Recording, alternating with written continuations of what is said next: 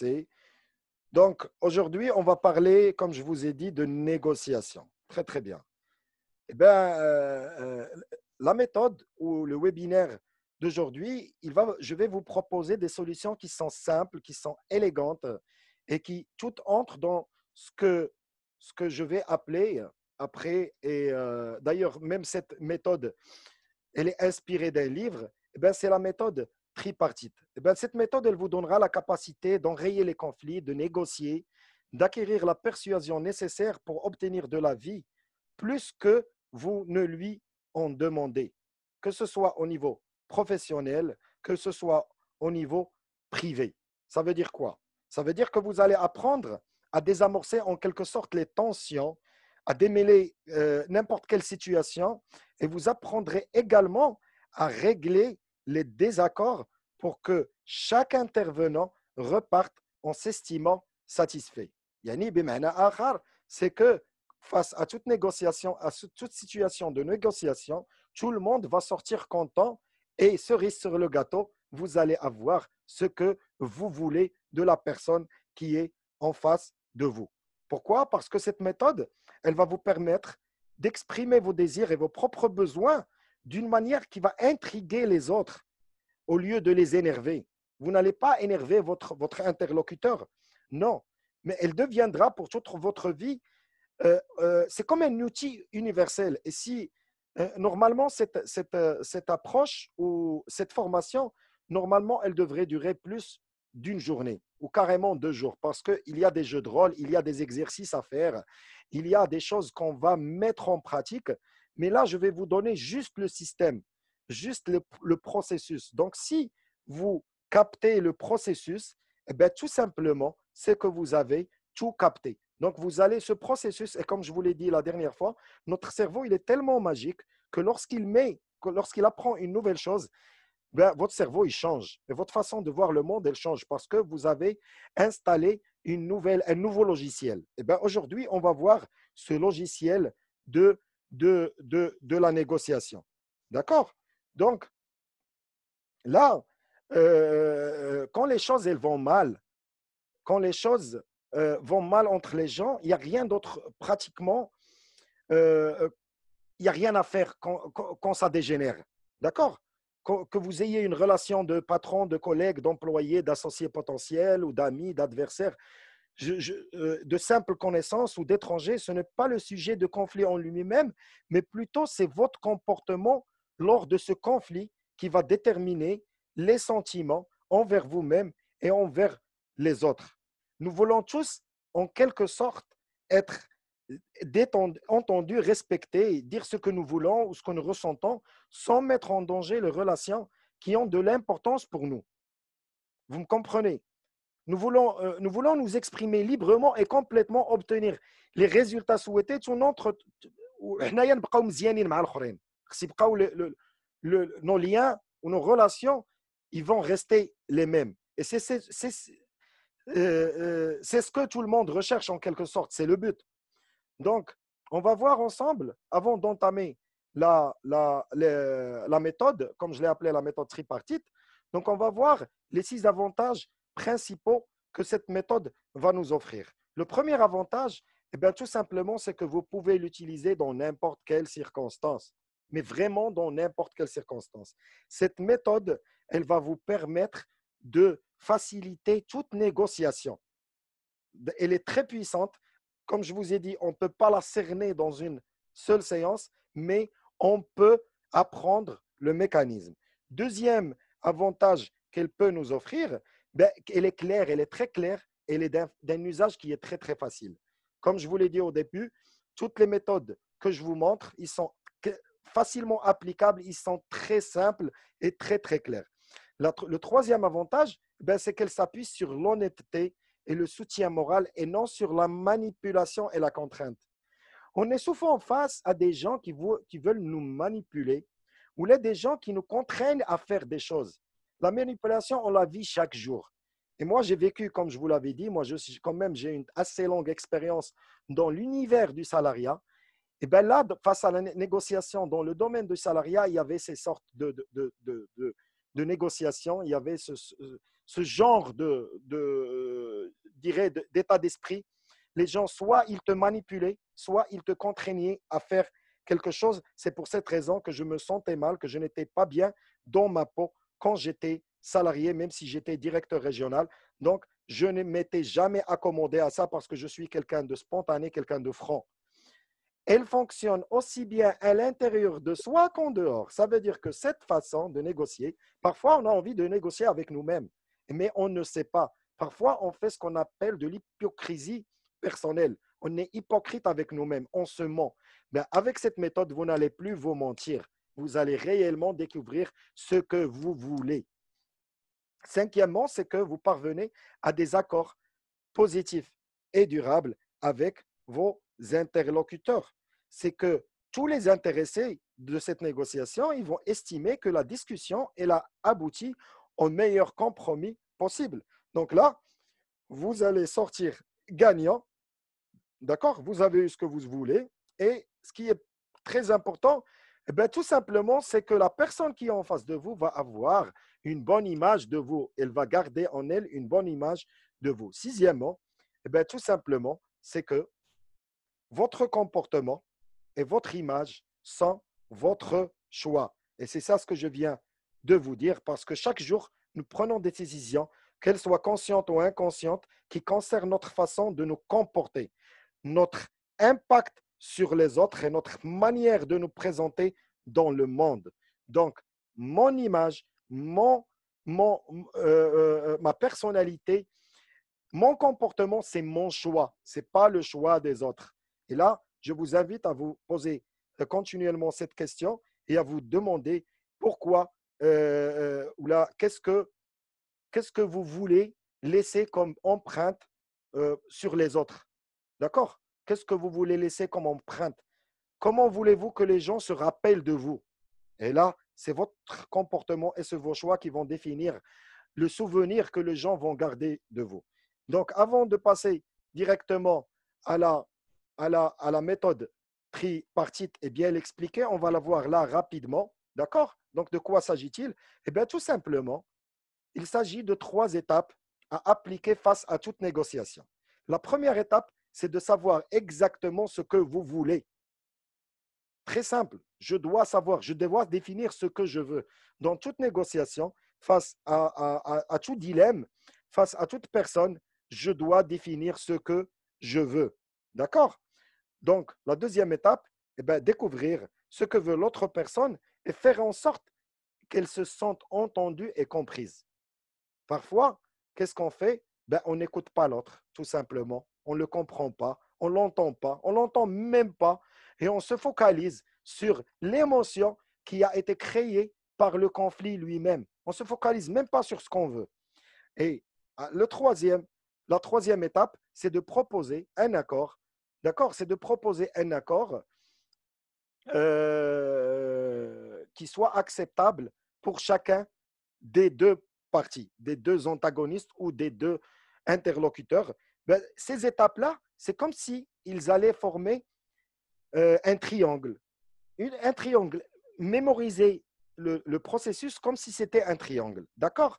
Donc, c'est une figure visuelle dont vous pouvez vous servir pour déclencher en vous l'habitude d'utiliser la méthode tripartite et l'adopter comme mode de vie.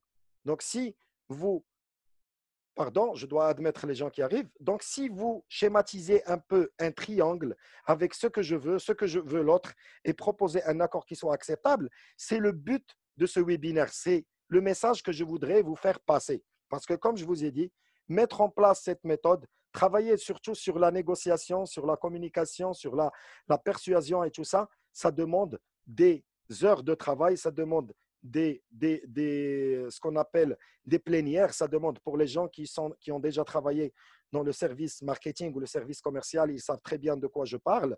D'accord?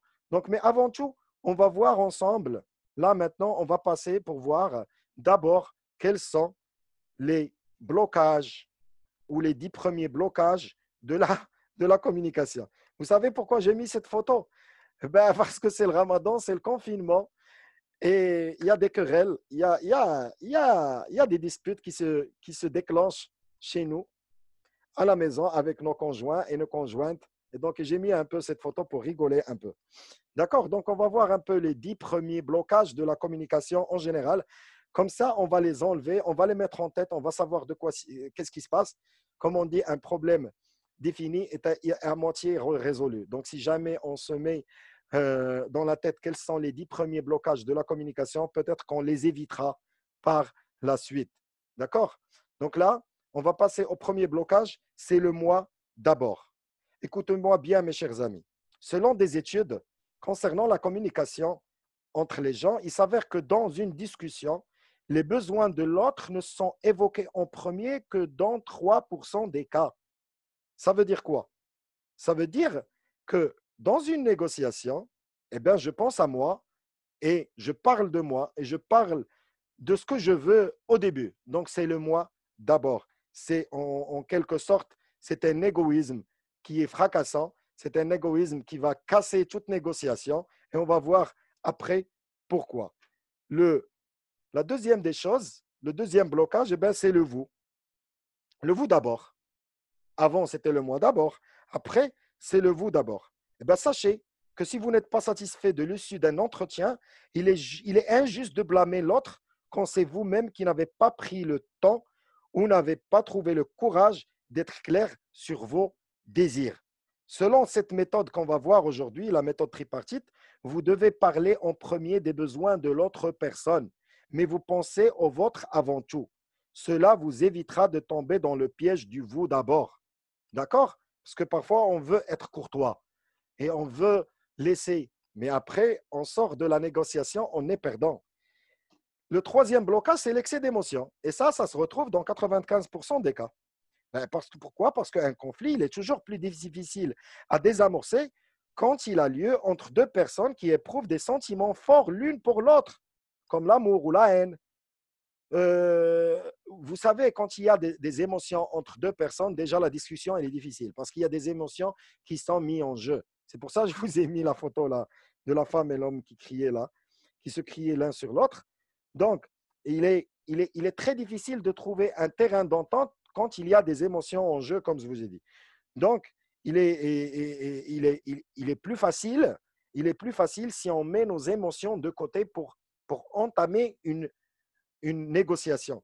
Eh bien, avec la première étape de la méthode tripartite, ça va vous aider à éviter ce piège en reportant votre énergie et votre attention et vos sentiments sur les faits concrets de comment je me sens, qu'est-ce que je veux. Donc là, on va avoir l'habitude de nous poser ces questions et de savoir exactement ce qu'on veut pour maîtriser nos émotions. Le quatrième, euh, euh, le quatrième point qui a tendance à bloquer la communication, eh bien, c'est le à chaud. On démarre. D'accord? Parce que même parfois, même les meilleurs négociateurs, ils peuvent perdre les pédales quand ils ne sont pas sur leur garde. Ils peuvent oublier les détails les plus importants et dire des choses qui ne conviennent pas. Et ça nous arrive tout le temps. Parfois, tu trouves une personne que tu connais, ou que tu dis, subhanallah, cette personne-là, je dis, j'aurais jamais pu croire qu'il allait se bagarrer un jour. Eh bien, c'est qu'il a démarré à chaud, suite à un truc psychologique ou émotionnel. Le cinquième point qui bloque un peu la communication, c'est cela avait pourtant marché la dernière fois. Parfois, on a tendance à utiliser une stratégie qui a déjà marché avec quelqu'un. Eh bien, elle ne va pas marcher avec tout le monde, tout simplement. Sixième des choses, ou le sixième blocage, c'est lorsque on essaie de manipuler ou d'intimider les gens, ben, tout simplement, ils se rendent compte et leur réaction, elle va être, c'est la résistance. Ils vont s'enfermer sur eux-mêmes. Sinon, ils vont partir. De toute façon, plus jamais ils vous feront confiance si vous essayez d'intimider les gens. D'accord? Le septième, ben, c'est tout simplement, c'est le silence. Si vous ne savez pas ce que vous voulez, vous ne pouvez pas orienter la discussion vers vos objectifs. Et vous finissez par tourner en rond, par rester silencieux, et personne ne va obtenir rien de vous. Et vous allez vous sentir anéanti, et vous allez vous sentir battu. Et il y a l'entêtement aveugle. Ben, l'entêtement aveugle, tout simplement, juste pour rigoler, ben, c'est mon père. Il était déterminé, quand il avait une idée en tête, ben, ce n'est pas la peine de lui dire le contraire. C'était rigide dans sa tête, c'était carré. on n'avait pas notre mot à dire. Et l'entêtement aveugle, être stable sur sa position, ce n'est pas bon pour toute négociation et ça stoppe la communication. Le neuvième, eh ben, il ne faut pas avoir d'excès de vitesse. Il faut avancer lentement pour aller plus vite après. Et une grande partie de la méthode tripartite, surtout quand vous êtes à la deuxième étape, découvrir ce que l'autre personne, pardon, je dois admettre les gens, donc découvrir ce que l'autre personne est là, découvrir ce qu'elle veut et qu'elle se sente comprise. Et durant cette étape-là, vous ne pouvez pas faire semblant. Il ne faut jamais prendre les autres de vitesse, mais surtout découvrir ce qu'ils veulent vraiment. Même si cela va prendre du temps, il ne faut pas brûler les étapes. Parce que si vous essayez de faire pression sur votre interlocuteur pour en finir plus vite, et avec les trois étapes, vous prenez le risque de faire échouer la négociation à la dernière minute et ne jamais vous mettre d'accord avec lui. Parce que vous n'aurez pas une deuxième chance de redémarrer la négociation. Le quatrième point, eh bien, tout simplement, c'est le j'avais pensé que. On tombe souvent dans ce piège. Et si vous utilisez cette méthode, eh bien, jamais vous ne tomberez là-dedans parce que vous allez accomplir la deuxième étape avec bravoure, avec brio. Vous allez savoir exactement ce que l'autre personne veut et vous saurez si c'est ses besoins, quels sont ses besoins pour pouvoir négocier avec elle. Donc, comme je vous ai dit, schématiser la méthode, schématiser ça dans votre tête, c'est qu'il y a un triangle. Qu'est-ce que je veux? Que veut l'autre personne? Et trouver un terrain d'entente par la suite. Maintenant, on va voir la deuxième. La première étape, c'est savoir exactement ce que vous voulez.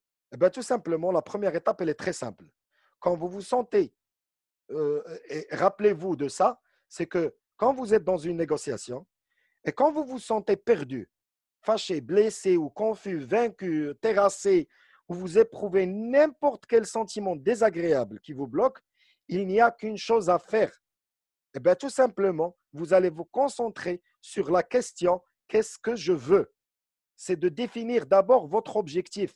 Pourquoi? Parce que cette question, elle va concentrer vos pensées et vous guider tout au long des trois étapes à venir. D'accord? Parce que c'est primordial. Donc, il faut prendre l'habitude de vous poser la question, qu'est-ce que je veux? Posez-vous cette question. Pourquoi? Parce qu'elle va vous donner trois avantages majeurs. Déjà, vous allez avoir plus de contrôle et vous allez vous sentir plus détendu. Parce que maintenant, face à cette négociation, maintenant, vous savez ce que vous voulez. Vous avez un objectif. Par exemple, la majorité du temps, on trouve des gens qui se disputent. Et lorsque tu viens, tu poses la question à l'un d'eux, tu lui dis, mais qu'est-ce que tu veux? Il commence à te dire ce que l'autre lui a fait. Voilà, c'est lui qui m'a dit, c'est lui qui a fait. Non, mais toi, qu'est-ce que tu veux de ce conflit? Ben, il ne sait pas parce qu'il ne sait pas poser la question de qu'est-ce que je veux. Deuxième avantage qu'elle va vous offrir, eh bien, vous allez rester concentré sur les objectifs précis que vous vous êtes fixés tout simplement. Vous n'allez pas plonger dans l'émotionnel, vous n'allez pas plonger dans la colère, vous n'allez pas être guidé par la personne qui est face à vous, vous n'allez pas être manipulé parce que vous savez exactement ce que vous voulez. Troisième avantage, eh bien, comme je vous ai dit, elle va vous permettre de vous détacher de vos émotions, de vos sentiments, de votre amour-propre et vous allez vous fixer sur le problème à résoudre avec des faits et vous allez mettre en place un plan d'action pour obtenir ce que vous souhaitez. D'accord? Donc, là, je vais vous aider avec quelques questions. Donc, évitez de vous demander qui a raison. Évitez de dire que m'a fait cette personne ou là, qu'est-ce que je ressens. Demandez-vous plutôt qu'est-ce que je veux. Quel est le résultat qui compte le plus pour moi? Si j'avais le contrôle absolu de cette situation, comment voudrais-je qu'elle se déroule? Et vous allez voir que face à toute négociation, rien que cette question, elle va vous permettre de gagner très avoir un grand avantage par rapport à votre interlocuteur. Le deuxième point, ou la deuxième technique qui va devenir une habitude, pourquoi j'ai mis ici 6 techniques, 6 habitudes, parce que ces techniques-là, si vous ne les pratiquez pas, elles ne vont vous servir à rien. Mais alhamdoulilah, vous allez prendre note, ça va rester marqué dans votre esprit parce qu'on est tous, on veut tous devenir de bons négociateurs. J'ai pas raison. On veut tous avoir ce qu'on veut de l'autre personne lorsqu'on est là à négocier et on négocie tout le temps, que ce soit avec nos femmes, nos enfants. Même avec les enfants, cette méthode, elle marche à merveille. Je vous l'assure parce que je l'ai testé sur mon fils, mais ça marche à merveille. Donc, quels sont les choix possibles? Donc, partir des différents choix possibles pour décider ce que l'on veut. Certains d'entre nous, qu'est-ce qu'ils ont? Ils ont du mal à décider de ce qu'ils veulent dans certaines situations. Souvent, c'est parce que ces personnes-là, ils généralisent trop. Et elles veulent être heureuses, ou les riches, ou la combler. Elles ne se fixent pas un but spécifique. Comme par exemple, une personne, je lui dis, qu'est-ce que tu veux? Il me dit, je veux devenir riche. Ben, tout simplement, je sors un billet de 50 dirhams, je lui donne les 6 billets de 50 dirhams, et je lui dis, ben voilà, maintenant, tu es plus riche de 50 dirhams par rapport à ce que tu étais avant. Qu'est-ce que tu veux? Eh bien, je veux avoir 2 millions de dirhams dans mon compte en banque. Ça, c'est un objectif, c'est un choix qui est bien défini. Pourquoi? Quand je définis exactement ce que je veux, je peux faire le choix. Alors là, je ne dois plus généraliser et ça doit être une habitude pour moi. La troisième habitude, eh bien, tout simplement, il faut définir ce que vous voulez en une phrase concise et claire. Soyez précis et concret dans tout ce que vous voulez et envisagez le résultat que vous escomptez.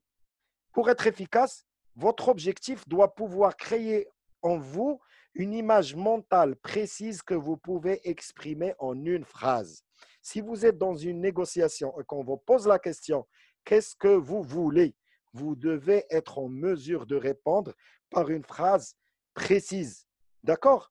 Par exemple, je dis n'importe quoi, je vais vous donner quelques exemples. Par exemple, une phrase qui est vague, c'est je veux que les choses se déroulent comme je veux au cours de cette réunion. J'ai une réunion commerciale, eh ben, j'aimerais bien que les choses se déroulent comme je veux. Et tu dis ça à ton équipe. Mais non, tu leur dis, je veux sa signature en bas du contrat. Et quand vous commencez à avoir cette habitude de définir explicitement ce que vous voulez, eh bien, c'est que vous avez franchi un très grand pas dans votre mental. Comme je vous ai dit au début, cette méthode, elle marche bien à l'intérieur qu'à l'extérieur de vous-même. Le quatrième ou la quatrième habitude, eh bien, tout simplement, il faut comprendre ce qui est réellement important pour soi-même. D'accord? La plupart des gens ne prennent pas le temps de s'asseoir à une table pour reconsidérer ce qui leur tient vraiment à cœur dans la vie. Ils ne se posent pas la question, qu'est-ce qui est important pour moi? Qu'est-ce qui est important? L'autre jour, on avait fait cet exercice qui faisait la différence entre l'urgent et l'important. Et on a vu quelles étaient les choses les plus importantes pour la personne. Parce qu'il est capital de vous pencher sur ce que vous voulez aujourd'hui, non pas sur ce que peut-être vous voudriez demain. Non, quand vous êtes dans une négociation, demandez-vous qu'est-ce qui est important pour moi, qu'est-ce que j'ai à prendre. Cinquième habitude, eh bien, tout simplement envisager une vision plus large de vous-même ou de votre travail ou de votre vie. Il est très facile de se perdre dans la suractivité de la vie quotidienne. N'oubliez pas que vous êtes la chose la plus importante. Vous êtes plus important que n'importe quelle tâche, n'importe quelle négociation, n'importe quelle mission. Valorisez-vous. Et quand vous avez quand vous vous mettez, quand vous vous donnez de la valeur, comme je vous l'avais mentionné dans le groupe WhatsApp, quand vous vous donnez de la valeur, les gens vous donneront de la valeur. Sixième, sixième habitude, eh bien, tout simplement, il faut cerner votre force principale. Et ça, c'est très, très important. Pourquoi? Ben, c'est un autre moyen de vous connaître et de vous comprendre. C'est de déceler exactement en quoi réside votre force principale. La plupart des gens, ils ne s'arrêtent jamais pour analyser leurs atouts, leurs forces et avantages, si bien qu'ils n'arrivent même pas à s'en servir. Moi, je suis une personne qui a le sens de l'humour, qui est charismatique et qui aime raconter des blagues. Je sais comment faire rigoler les gens. Eh bien, je l'utilise dans une négociation. Moi, je suis une personne qui est patiente dans la prise de décision et qui a l'écoute. Et j'ai su comment développer mon sens d'écoute. Eh bien, c'est une force principale. Je l'utilise dans la négociation. D'accord?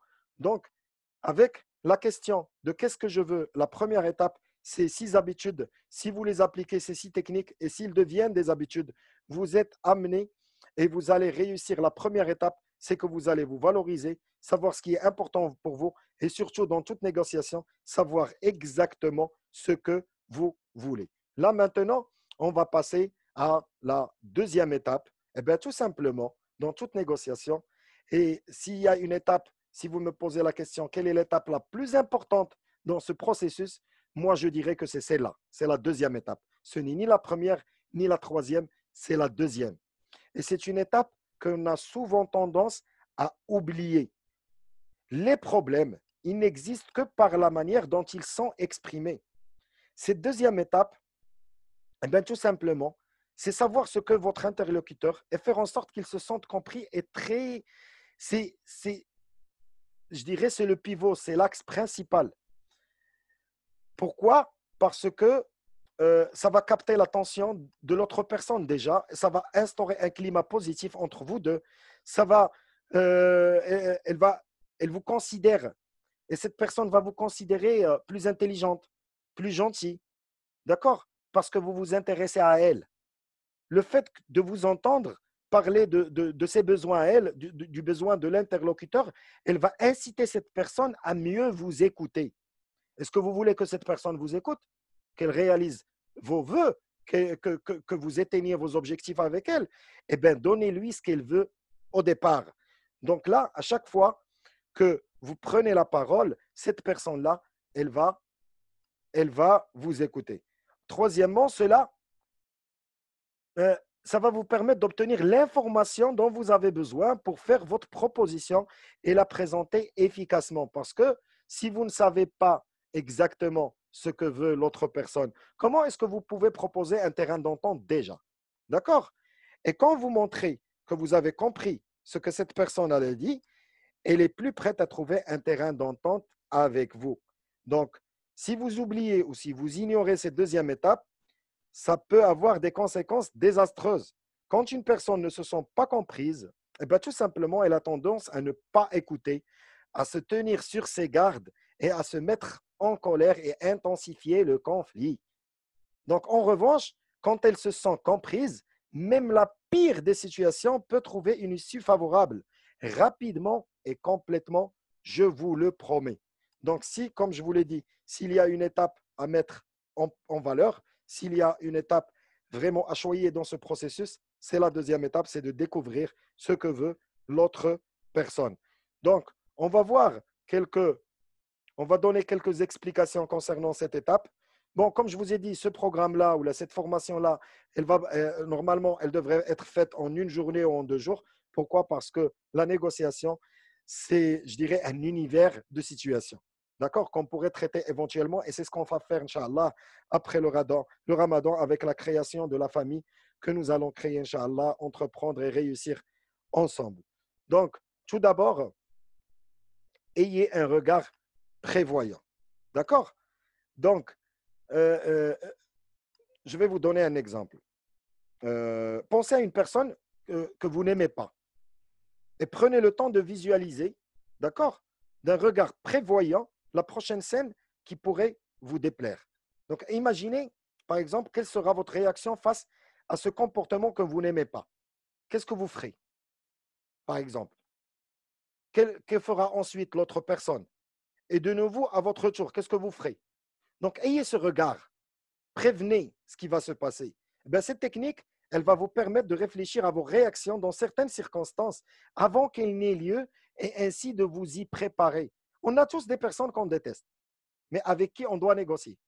Avec cette technique-là, ben, ça marche à tous les coups. Pourquoi? Parce que déjà, vous avez ce regard prévoyant. Deuxième des choses, c'est vos idées préconçues. Faites attention aux suppositions que vous faites en ne vous basant que sur l'apparence des autres, ou là les origines, ou là du sexe, ou là du métier, ou là de l'attitude, ou là du comportement. Parfois, on a des idées préconçues et ils faussent notre jugement. Donc, faites, par exemple, il y a des gens qui sont souvent trompés par l'apparence ou là par les origines. Il y a des gens qui, une fois, ils te disent oui, ils font un peu en quelque sorte ce qu'on appelle les sémiotypes. Oui, ce gars-là, il vient de cette ville, donc avec cette ville, déjà j'ai eu des problèmes avec des gens de cette ville-là. Ça y est, j'ai une idée préconçue sur ces gens-là. Je ne vais pas négocier avec lui. Ou là, je vais démarrer sur les chapeaux de roue juste parce que lui, il vient de cette ville-là. Donc, c'est une idée préconçue, qui est une idée fausse. Non, n'ayez pas et faites attention, s'il vous plaît, à vos idées préconçues.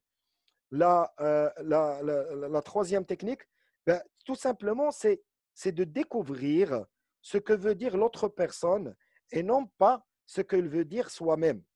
Ça veut dire en employant les mêmes mots qu'elle. Il se peut, vous savez, il se peut que deux personnes fassent exactement la même chose dans un but totalement différent. Ils peuvent utiliser les mêmes mots tout en voulant transmettre un message différent.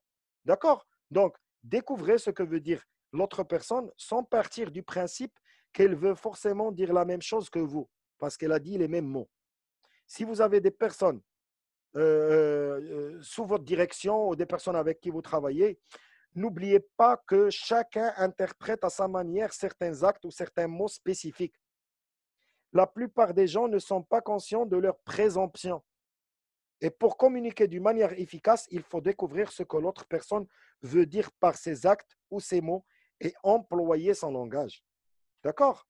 Donc là, on va voir qu'il faut pas, il ne faut pas présumer les intentions des autres et se laisser mener par ses craintes. Vous savez, mes amis, la plupart des gens, ils ont en commun trois craintes principales lorsqu'il s'agit de résoudre un problème ou de négocier un accord. Leur plus grande crainte est d'imaginer les intentions de l'autre personne. On s'imagine. On se dit, voilà, cette personne, voilà ce qu'elle est en train de penser. On s'imagine. On craint aussi d'avoir une position moins forte que l'autre personne. Oui, lui, il sera plus fort que moi, il va me bouffer, donc j'ai cette crainte.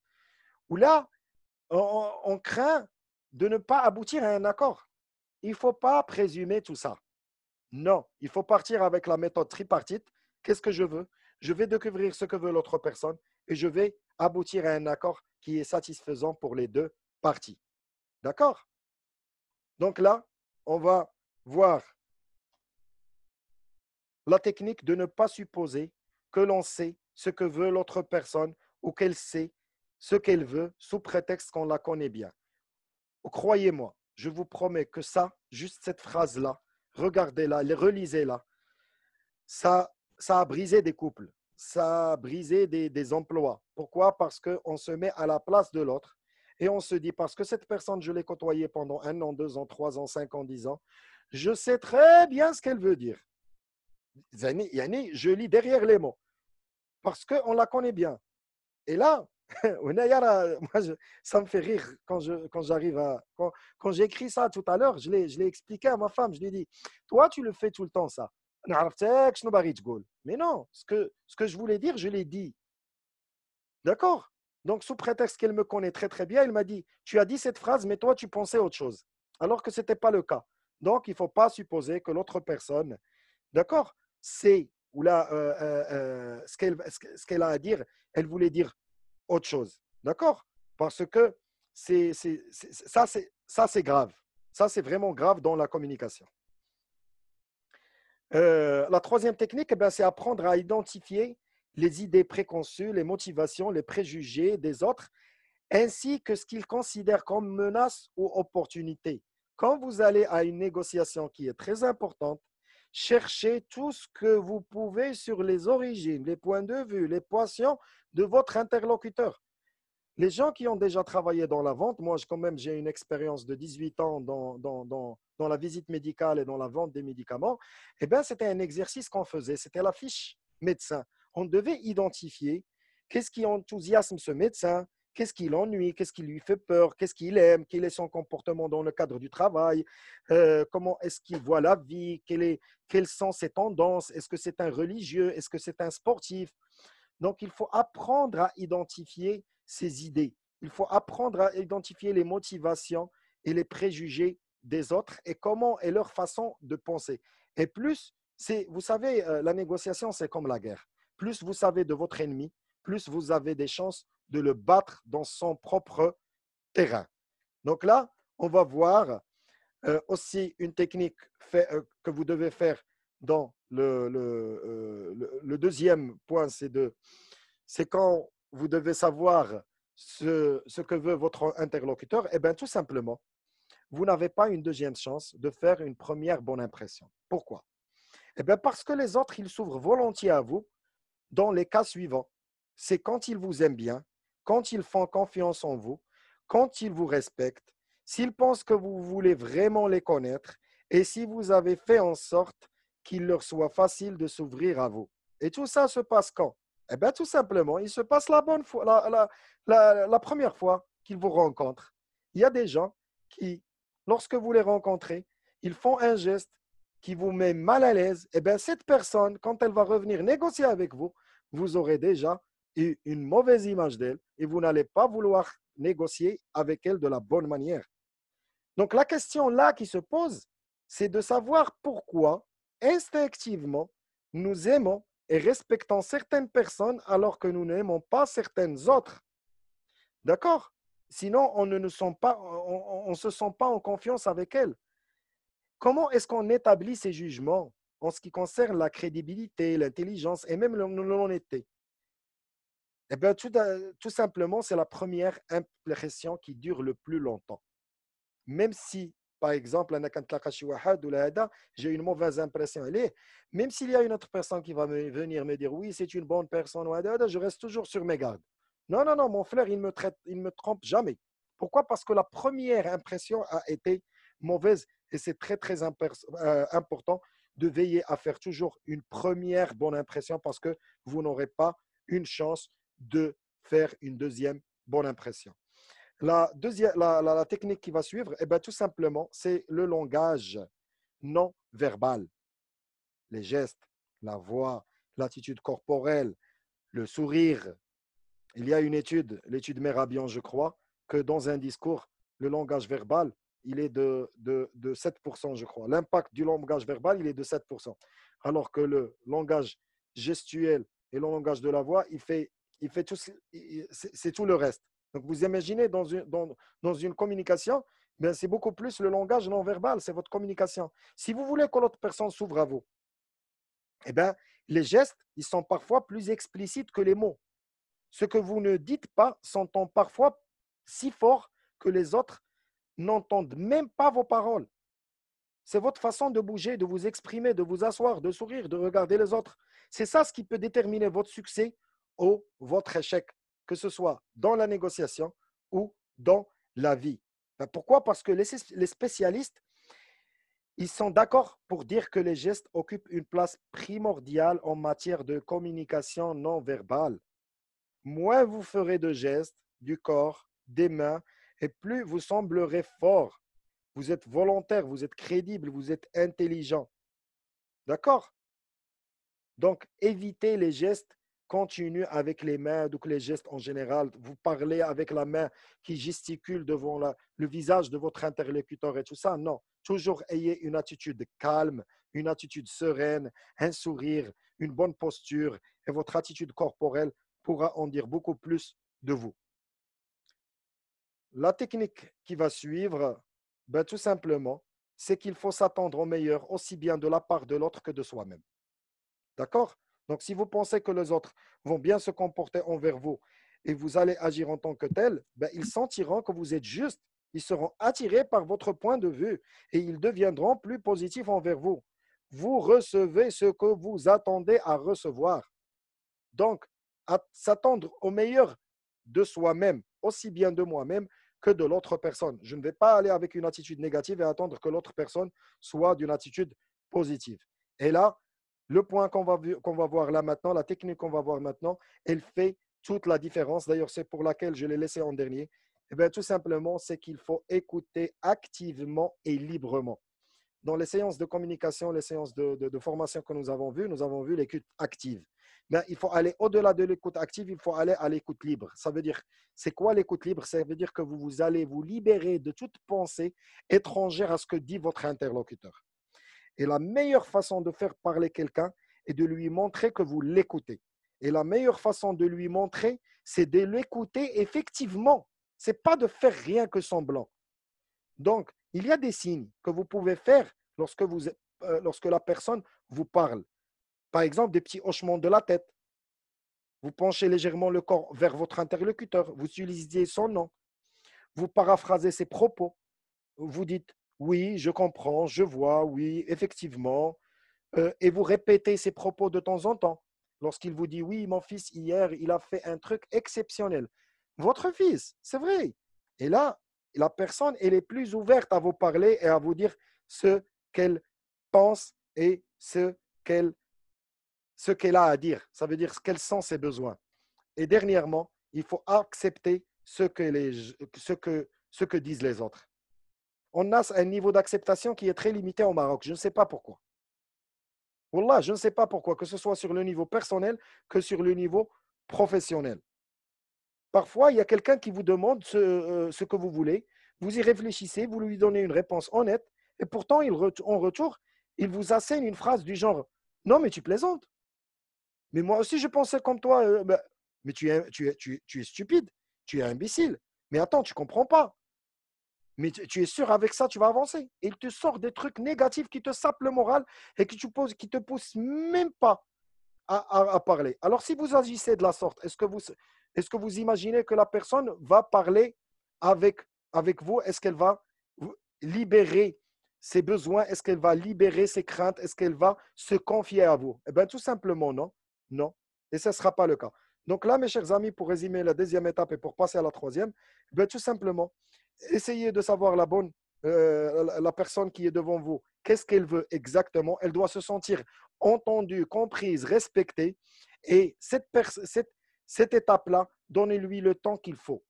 Laissez les gens parler. Même quand vous êtes face à quelqu'un qui est énervé, laissez-le parler. Ne le coupez pas. Laissez-le parler. Il va s'essouffler à la fin et il va être capable de il va être beaucoup plus réceptif et il va vous écouter. D'accord? Maintenant, si ce n'est pas le cas, si vous n'arrivez pas à appliquer la deuxième étape, eh bien, je vous ai mis une petite surprise. C'est une approche qui s'appelle l'approche des 4 A. C'est quoi cette approche des 4 A? Eh bien, tout simplement, le premier A, face à toute négociation qui est difficile, face à tout conflit, eh bien, il faut accepter l'avis de l'autre personne, ses propositions, il faut l'écouter attentivement et faites en sorte qu'elle se sente comprise. Alors, se sente comprise. Ça veut dire que vous l'avez bien écouté, que vous l'avez bien compris. Donc, prenez soigneusement note de ce qu'elle dit vouloir, puis paraphrasez ses paroles. D'accord? Quand elle parle, j'ai bien compris. Donc, si tu veux dire c'est ça, donc voilà. Et là, accepter son avis. Deuxième A, c'est alimenter la discussion en posant des questions. Posez encore plus de questions. Utilisez cette méthode pour obtenir davantage d'informations au lieu de chercher à vous quereller. Qu'est-ce qui Et posez des questions ouvertes, ne posez pas des questions fermées. Qu'est-ce qui pourrait éventuellement te faire plaisir actuellement? En quoi est-ce que ma démarche ne vous a guère plu lorsque j'ai fait ça et ça et ça? Et demandez à la personne pour qu'elle puisse s'exprimer. Plus elle s'exprime, plus elle vous donne des informations pour pouvoir bâtir la troisième étape, c'est de trouver un terrain d'entente. Le troisième A, c'est alignez-vous sur les besoins et les convictions de votre interlocuteur. Écoutez leurs vrais besoins et leurs convictions profondes et montrez-leur que vous les comprenez. D'accord? C'est genre, je sais, par exemple, tu parles à ton patron, je sais pourquoi cette augmentation est importante et je me souviens quand j'avais moi-même des enfants à élever. D'accord? Donc là, tu te mets dans la place de l'autre et tu t'alignes sur les besoins et les convictions de ton interlocuteur. Le quatrième A, ben, tout simplement, il faut avancer des informations vous concernant tout au long de la négociation. D'accord? C'est une façon de garder ouvertes les négociations et de conduire la discussion vers vos propositions. Cela va vous permettre aussi et permettre à l'autre personne de voir votre point de vue. D'accord? Et, et le cas échéant, c'est que de tirer les conclusions qui vont convenir sans que vous ayez à vous battre ou là à faire main forte avec cette personne-là. Donc voilà, cette approche, l'approche des 4 A, dans la négociation, elle est aussi très très importante qu'on peut utiliser dans la deuxième étape, c'est de savoir exactement ce que veut l'autre personne. Maintenant, on va passer à la troisième étape, c'est de proposer une solution que l'autre personne puisse accepter. Vous savez ce que vous voulez. Ça, c'est la première personne. Vous avez maintenant découvert ce que veut l'autre personne et vous avez fait en sorte qu'elle se sente comprise. La deuxième étape. À présent, vous pouvez aborder la troisième étape et proposer une solution qu'elle puisse accepter. Cette dernière étape de la méthode tripartite, elle ne peut pas être efficace si on a zappé l'une des deux premières étapes. Ça ne marche pas. Moi, je vous le promets. D'accord? Pourquoi? Parce que vous devez trouver un terrain d'entente solide qui est bâti sur ce que vous voulez et sur ce que veut l'autre personne. Pour ce faire, eh bien, tout simplement, il y a ces techniques-là. Premièrement, c'est de parler d'abord des besoins de l'autre personne. D'accord?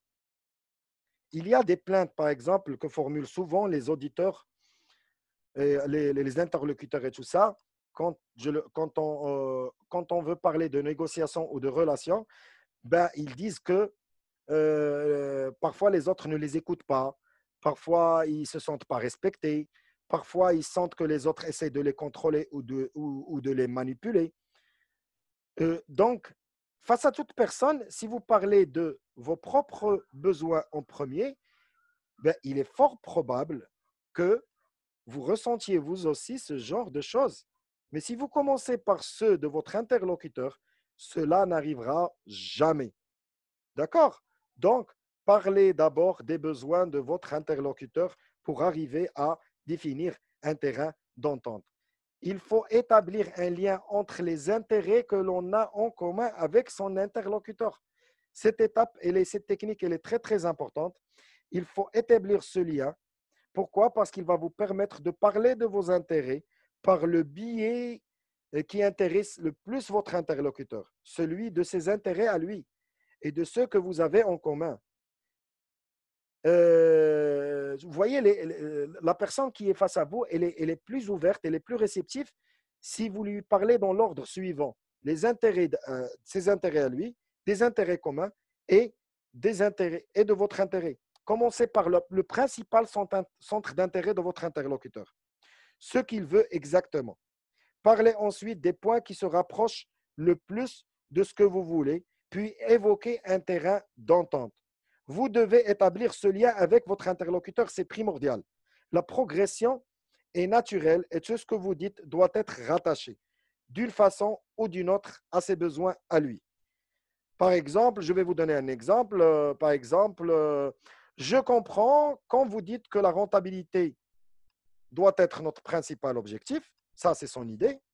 Je suis d'accord, terrain d'entente, et j'ai pensé à nouveau à une nouvelle idée compte tenu de cette priorité. Et cette nouvelle idée, c'est la vôtre. Donc, si j'ai bien compris, je comprends votre souci, c'est que ce soit la rentabilité. D'accord? Et je suis d'accord, terrain d'entente. Et pour appuyer ce que vous venez de dire, j'ai mon idée à moi. Là, soyez-en sûrs et certains que la personne va être réceptive à 100%. Il faut classer. Parfois, on a dans la négociation, on a de mauvaises nouvelles. Eh bien, tout simplement, il faut les aspects négatifs de la communication ou de la négociation, il faut les placer entre deux mauvaises nouvelles, entre deux bonnes nouvelles. Comme ça, vous faites glisser la mauvaise nouvelle. D'accord? Il faut aller du trop à l'acceptable. Vous savez, ce programme, il est fait pour faire des gens des entrepreneurs, pour qu'ils acquièrent les qualités ou les compétences de quelqu'un, d'un entrepreneur. Un entrepreneur, il a soit un produit, soit un service à vendre. Donc, si vous voulez que les autres dépensent, participent ou fassent plus qu'ils n'en avaient envie, ben, tout simplement, il faut commencer par leur faire une proposition carrément au-delà de leurs possibilités. Cette technique aussi, elle marche souvent. D'accord? Et ensuite, leur faire une proposition plus raisonnable. Et enfin, qu'est-ce qui est acceptable? Bien, même si vous allez dépasser l'idée de départ, ça veut dire que vous avez, par exemple, quand vous vendez un produit, vous dites que j'ai ce produit-là à 10 000 dirhams. La personne ne peut pas l'acheter. D'accord. Donc, il va correspondre à votre besoin, mais selon votre moyen. Donc, j'ai le produit qui est à 8 000 dirhams. Très, très bien. Je crois qu'il va vous convenir. Mais si jamais vous voulez encore ne pas débourser beaucoup plus d'argent. Si j'ai bien compris votre besoin, c'est ça et ça et ça. Donc, j'ai un produit pour vous qui ne coûte que 5 000. Ben lui, il était de 10 000 du simple au double. Il est sûr, soyez-en sûr qu'il est acheteur du produit à 5 000 dirhams. Évoquer le principe de la rareté. C'est quoi évoquer le principe de la rareté? Eh bien, tout simplement, les gens, ils ont tendance à vouloir quelque chose et à prendre une décision immédiate s'il y a de la rareté qui est associée au produit ou là au service ou là à ce que vous vendez ou là l'objectif d'IELC. On adore, c'est comme ça, c'est humain. Je ne sais pas pourquoi, par quel mécanisme ça marche, mais on aime la rareté, on aime avoir ce qui est rare pour nous. Et cette technique-là aussi, faire face au conflit lorsqu'il se présente, tout en gardant son calme, elle est primordiale dans le fait de trouver un terrain d'entente. D'accord? Il y a des gens qui se laissent emporter, alors que cette technique, elle va vous permettre d'être en équilibre avec deux réactions qui sont instinctives de l'homme face au conflit. Vous savez, c'est comme ça depuis que Dieu a créé l'être humain, soit on fait face, soit le combat, soit la fuite. Alors si vous faites face au conflit avec, en gardant votre esprit calme, eh bien, il y a la troisième alternative, c'est la méthode tripartite. Pourquoi? Parce que vous avez su garder votre calme. Il faut se souvenir aussi que l'on a, c'est ça, c'est ce que j'ai dit là maintenant, c'est qu'il faut garder, se souvenir des trois possibilités, c'est accepter, partir ou changer de comportement. Pourquoi? Parce que trop tard, vous aurez à faire le choix entre ces trois possibilités. Normalement, il y a quatre possibilités. C'est accepter, partir, se soumettre ou changer de comportement. Mais puisque un entrepreneur ou un futur entrepreneur, il ne peut pas se soumettre, donc j'ai enlevé le fait de se soumettre. On ne se soumet pas, on n'est pas des soumis. Non, on change de comportement pour arriver à gagner et à gagner cette négociation et finir par avoir tout ce qu'on veut. Permettre aux autres d'agir, pas les contraindre ou les manipuler.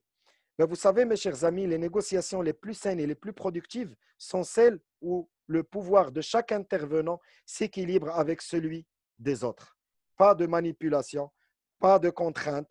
Il ne faut pas utiliser cette méthode pour manipuler les gens parce qu'elle est très, très puissante. Parce que ce mécanisme, vous l'avez maintenant en tête, vous ne pouvez plus l'enlever. Quand vous êtes dans une négociation, quand vous êtes devant un conflit, vous allez vous poser la question, qu'est-ce que je veux?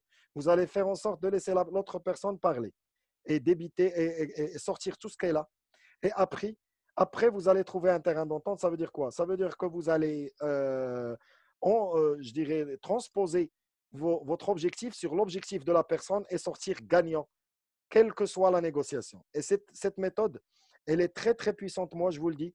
Elle m'a aidé quand j'étais délégué médical, quand je suis devenu superviseur, quand je suis devenu directeur régional, de gagner les échelons, d'avoir la promotion interne, d'être parmi les secteurs qui réalisent le plus de ventes au Maroc. Mais je ne l'ai jamais utilisé pour manipuler les gens et pour leur faire tout ce que je veux. Ne pas attendre la dernière minute pour se mettre d'accord sur tous les points. Quand on est dans une négociation, il faut noter toutes les idées clés et les points à débattre. Puis, à mesure que la négociation avance et que le problème se règle, il faut les enlever. Ça va créer un climat positif entre vous deux et vous faites quelque chose de concret et d'efficace que vous pouvez vous y référer si vous voyez une énergie de vos interlocuteurs qui tombe. Vous allez revenir sur ce que vous venez de vous mettre d'accord. Vous vous êtes déjà mis d'accord sur le fait que, voilà, on s'est déjà mis, c'est comme une sorte de rappel, d'accord? Mais il ne faut pas attendre jusqu'à la fin de la négociation il ne faut pas attendre la dernière minute pour se mettre d'accord. Non, c'est tout un processus. D'accord? Donc, pour terminer, et je ne cesserai jamais de le répéter, il faut s'entraîner, il faut s'entraîner. Pourquoi? Parce que pour parfaire n'importe quelle méthode, toutes les compétences qu'on est en train d'apprendre sur ce groupe, si on ne s'entraîne pas à les mettre en pratique, et là, je vais vous inviter à mettre en pratique cette méthode, d'accord, qu'on vient d'apprendre aujourd'hui. Donc, pour un entrepreneur, la négociation est un atout pour croître son leadership. Je vous ai montré au début les livres qu'il y a à lire. Ce n'est pas le fait juste d'avoir le savoir qui est le plus important, c'est de le mettre en pratique parce que le savoir sans l'application, sans l'action ne va pas donner de résultat. Au contraire, ça va être un lourd poids que vous allez avoir sur votre conscience puisque vous ne le pratiquez pas, vous ne l'appliquez pas. Il n'y a pas un caractère d'entrepreneur, mais il faut du caractère pour l'être. C'est pas facile d'être un entrepreneur. Rien n'est facile. Être quelqu'un qui va passer toute sa vie à attendre qu'on lui dise ce qu'il va faire, ça aussi, c'est pas facile. Donc, rien n'est facile. Si vous avez à choisir entre la première difficulté d'être soumis ou la deuxième difficulté d'être un entrepreneur, d'être un leader et d'avoir le leadership, moi, je préfère que vous faisiez le choix de devenir un leader. Donc voilà, mes chers amis, un grand merci. Bravo à toutes et à tous pour votre détermination et la volonté de vouloir changer votre vie. Donc, je vous remercie.